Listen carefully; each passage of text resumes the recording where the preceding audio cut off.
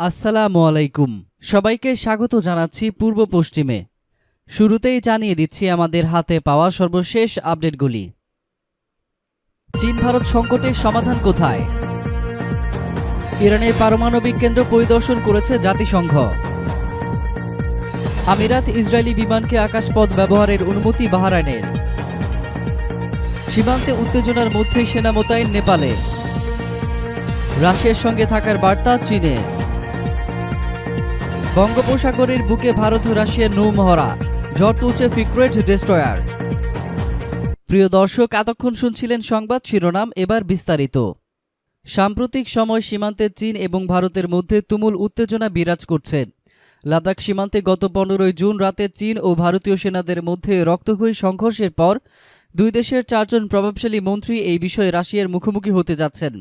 এই সপ্তাহে রাশিয়ার রাজধানী মস্কোতে সাংহাই সহযোগিতায় সংস্থার মন্ত্রী পর্যায়ের বৈঠকে ইতিমধ্যেই সেখানে পৌঁছে গেছেন ভারতের প্রতিরক্ষা মন্ত্রী রাজনাথ সিং। পরে তার সাথে যোগ দেবেন পররাষ্ট্রমন্ত্রী এস জয়শঙ্কর। ওই সম্মেলনে থাকবেন এই জোটের প্রধান উদ্যোক্তা চীনের প্রতিরক্ষা মন্ত্রী ওয়ে ফেংহি এবং পররাষ্ট্রমন্ত্রী ওয়াং ই। ভারত সরকারের পক্ষ থেকে এই বিষয়ে কিছু বলা না হলেও চীনা কমিউনিস্ট পার্টির মুখপাত্র হিসেবে বিবেচিত গ্লোবাল টাইমসের প্রধান সম্পাদক এই বিষয়ে টুইট করেছেন। এসসিও জোটের বৈঠকের বাইরে মস্কোতে ভারত ও চীনের প্রতিরক্ষা মন্ত্রীরা আলাদাভাবে বসে সীমান্ত সংকট নিয়ে কথা বলতে পারেন। এছাড়া গতকাল ভারতের পররাষ্ট্রমন্ত্রী এস জয়শঙ্কর নিজেই জানিয়েছেন যে মস্কোতে 10 সেপ্টেম্বর তিনি চীনা পররাষ্ট্রমন্ত্রী ওয়াং ইর সঙ্গে বৈঠক করবেন। জয়শঙ্কর বলেন, তিনি চীনা পররাষ্ট্রমন্ত্রীকে ব্যক্তিগতভাবে অনেকদিন ধরে চেনেন, সুতরাং তাদের দুজনের মধ্যে অর্থপূর্ণ কথাবার্তা হওয়া সম্ভব। তবে জয়শঙ্কর স্বীকার করছেন যে চীনের সাথে ভারতের এখন যে সংকট তৈরি হয়েছে তার গভীরতা এবং বিপদকে খাটো করে দেখার কোনো উপায় নেই, কিন্তু তার মতে কূটনৈতিকভাবে ছাড়া এই সমস্যা সমাধানের বিকল্প কিছু নেই। গত 2.5 মাস ধরে লাদাখ সীমান্তকে কেন্দ্র করে ঘটনার প্রবাহ যেভাবে গড়াচ্ছে তাতে আদৌ তেমন কোনো সম্ভাবনা দেখছেন না অধিকাংশ বিশ্লেষক। দিল্লির জওহরলাল নেহরু বিশ্ববিদ্যালয়ের অধ্যাপক বলেন, লাদাখের সীমান্তে চীন ও ভারতের মধ্যে যা হচ্ছে তা দুই দেশের মধ্যে বৃহত্তর সংকটের একটি উপসর্গ মাত্র। তিনি বলেন, 2, 4 বা 6 মন্ত্রী বৈঠক থেকে সেই বৃহত্তর সংকটের সমাধান হবে না, বড়জোর সংকট আয়ত্তে রাখার ক্ষেত্রে কিছু ভূমিকা হয়তো রাখতে পারে। তার বেশি কিছু প্রত্যাশা করা ঠিক হবে না। ভারত ও চীনের মধ্যে বৃহত্তর সেই সংকট ঠিক কি? অধ্যাপক ভরদ্বাজ মনে করেন, দক্ষিণ এশিয়াকে তার প্রভাব বলয়ের মধ্যে আনতে চীনের যে অভিলাষ, ভারতকে সেটাকে বোঝাতে কৌশলগত সিদ্ধান্ত নিয়েছে চীন এবং তাতেই ক্ষুব্ধ। তার মতে ভারত মনে করে লাদাখ সীমান্তে হঠাৎ করে তৈরি হওয়া এই সংকট মূলত সেই ক্ষোভেরই বহিঃপ্রকাশ। তিনি বলেন, দক্ষিণ এশিয়া চীনের উচ্চবিলাসী বেল্ট অ্যান্ড রোড ইনিশিয়েটিভে ভারত কাটা হয়ে দাঁড়িয়েছে। ভারত বাংলাদেশ, মিয়ানমার ও চীনকে যুক্ত করতে রেল ও সড়ক নির্মাণের একটি প্রস্তাব ভারত বাগড়া দিয়েছে। নেপালে ও বাংলাদেশে প্রস্তাবের বিস্তারে চীনের জন্য বড় সমস্যা তৈরি করেছে ভারত। সুতরাং পরিস্থিতি সমাধান এখন দুই দেশের মন্ত্রীদের বা সামরিক কমান্ডোদের ভেতরে 2-4টি বৈঠকের মধ্যে এখন আর সীমাবদ্ধ নেই। সেই কারণে জুনের মাঝামাঝি সময় সীমান্তে উত্তেজনা কমাতে দুই দেশের রাজনৈতিক এবং সামরিক পর্যায়ে দফায় দফায় বৈঠক হলেও গতকাল আবারও পরিস্থিতি বিপজ্জনক চেহারা নেয়। কিছু গণমাধ্যমে প্রাণহানির খবরও জানানো হয়েছে। এদিকে ইরানে পুরনো একটি পারমাণবিক কেন্দ্র পরিদর্শন করেছে জাতিসংঘের পরমাণু বিষয়ক নজরদারি সংস্থা। সম্প্রতি সন্দেহভাজন দুটি পুরনো পারমাণবিক স্থাপনা পরিদর্শনে ওই সংস্থার তদন্তকারীদের অনুমতি দিয়েছে ইরান। গত কয়েক মাস ধরে দুই পক্ষের মধ্যে দীর্ঘ আলোচনার পর ইরান তাদের পারমাণবিক কেন্দ্র পরিদর্শনের অনুমতি দেয়। জাতিসংঘের ইন্টারন্যাশনাল অটোমেটিক এনার্জি এজেন্সির সর্বশেষ প্রতিবেদনে ইরানের দুটি পরমাণু স্থাপনায় এই সংস্থা পরিদর্শকদের প্রবেশাধিকার দেওয়া হয়েছে বলে জানানো হয়েছে। গতকাল ভিয়েনায় IAEA এর প্রকাশিত ওই প্রতিবেদনে বলা হয়েছে, সংস্থার পরিদর্শকরা এরই মধ্যে একটি স্থাপনা পরিদর্শন করেছেন এবং আরেকটি স্থাপনায় চলতি মাসে পরিদর্শন করা হবে বলে তেহরানের সঙ্গে কথা হয়েছে। এর আগে আন্তর্জাতিক এই সংস্থাটি অভিযোগ করেছিল যে ইরান IAEA কে না জানিয়ে তার দুটি স্থাপনায় পরমাণু তৎপরতা চালাচ্ছে। গত সপ্তাহে তেহরান সফরে ইরানের আণবিক শক্তি সংস্থার প্রধান সালেহের সঙ্গে IAEA এর প্রধান রাফায়েল গ্রোসির বৈঠক হয়। সেই সময় ইরান স্বেচ্ছায় তাদের দুটি পরমাণু স্থাপনা IAEA এর পরিদর্শকদের উন্মুক্ত করে দিয়েছে। এ সময় গ্রোসির সঙ্গে ইরান যে যৌথ বিবৃতি প্রকাশ করে তা IAEA এর গতকালের প্রতিবেদনে অন্তর্ভুক্ত করা হয়েছে।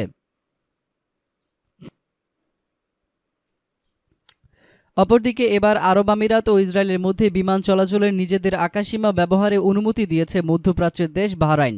এক বিবৃতিতে বাহরাইনের পক্ষ থেকে জানানো হয়েছে যে আরব আমিরাত ও ইসরায়েলের মধ্যে সব বিমানের ফ্লাইট তাদের আকাশপথ ব্যবহার করে যাওয়া আসা করতে পারবে। দেশটির বেসামরিক বিমান চলাচল কর্তৃপক্ষ জানিয়েছে, আরব আমিরাতের অনুরোধে বৃহস্পতিবার থেকে নিজেদের আকাশপথে আমিরাত ও বাহরাইনের বিমান চলাচলের অনুমতি দেওয়া হয়েছে। বাহরাইনের পরিবহন ও যোগাযোগ মন্ত্রণালয় এক বিবৃতিতে জানিয়েছে, তাদের আকাশপথ দিয়ে আরব আমিরাত থেকে সব দেশে বিমান ফ্লাইট চলাচল করতে পারবে।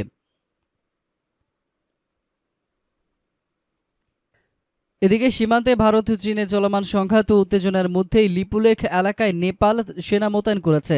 নেপাল সরকারের নির্দেশে ভারতের উত্তরাখণ্ডের লিপুলেখ এলাকায় কালাপানি উপত্যকায় কর্তব্যরত ভারতীয় সেনা জওয়ানদের উপর নজরদারি শুরু করেছে নেপালি বাহিনী।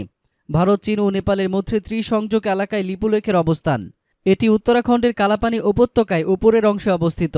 সম্প্রতি নেপালের কেপি শর্মা ওলি সরকারের স্বরাষ্ট্র মন্ত্রণালয়ের পক্ষ থেকে নেপাল আর্মড পুলিশ ফোর্সের কাছে একটি নির্দেশিকা পাঠানো হয়েছে। ওই নির্দেশিকায় উত্তরাখণ্ডের কালাপানি উপত্যকায় থাকা ভারত, চীন ও নেপালের সীমান্তে আরও সদস্য মোতায়েন করতে বলা হয়েছে। ওই বাহিনী কর্তব্যরত ভারতীয় সেনা জওয়ানদের ওপর নজরদারি চালাবে। এরপরেই লিপুলেখ সীমান্তে নেপাল আর্মড পুলিশ ফোর্সের ৪৪ নম্বর ব্যাটালিয়নকে মোতায়েন করা হয়েছে। নেপাল সরকারের নির্দেশে বলা হয়েছে, ভারত ও চীনের মধ্যে উত্তেজনা বাড়ছে, সেজন্য লিপুলেখ সীমান্তে কঠোর নজরদারি করা প্রয়োজন। ভারত ও চীনের মধ্যে ক্রমবর্ধমান উত্তেজনা পর্যবেক্ষণ করতেই সরকারের কাছে দূরগামী টহল দেওয়ার জন্য অনুমতি চেয়েছে নেপালি বাহিনী।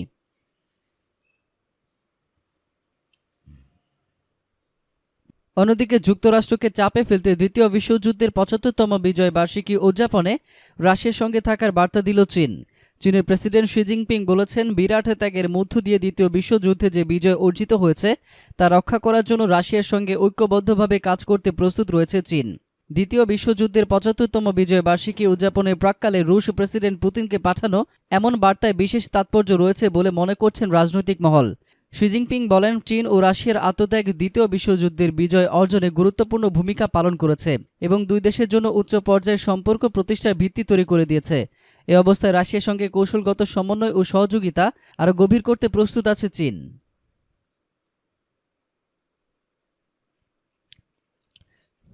এদিকে শুরু হলো ভারত ও রাশিয়ার যৌথ নৌমহারার ইন্দ্র নেভি ২০২০।